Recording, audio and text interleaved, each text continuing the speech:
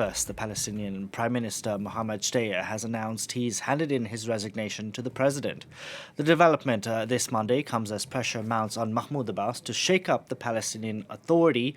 This as the US and regional players look to who could possibly govern the Gaza Strip once Israel's offensive to oust Hamas comes to an end. For more on this story, we can go across to ABC correspondent Jordana Miller standing by in Jerusalem. Jordana, why has he done this and why has he done this now?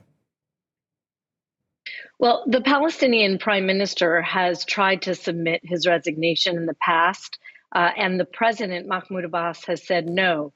This time, we do expect it will be different because of the mounting pressure from the United States for the PA to begin to implement reforms and change its leadership, improve its governance and its accountability as the U.S. looks to give the Palestinian Authority a major role in the Gaza Strip after the war.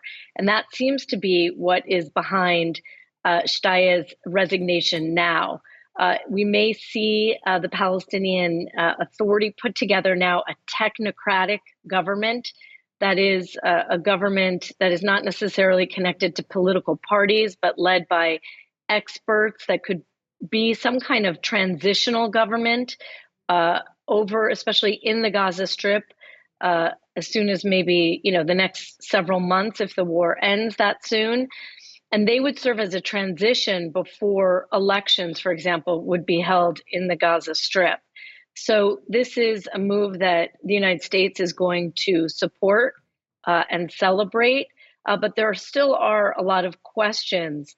For example, who will the Palestinian president put in this position to take over? The United States and the UK and other allies are looking for the Palestinian president, Mahmoud Abbas, to step aside and now fill a more ceremonial role without as much direct power.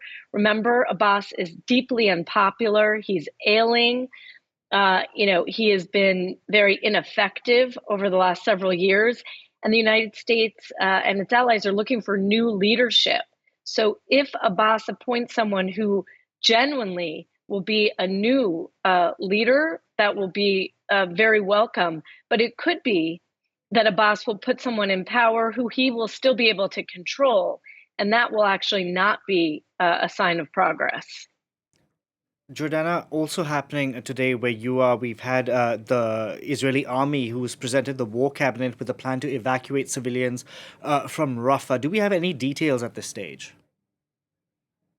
We don't really know yet what the evacuation plan looks like for over 1 million Gazans that are sheltering by the Egyptian border in Rafah. We also don't know much about the IDF's military plans there.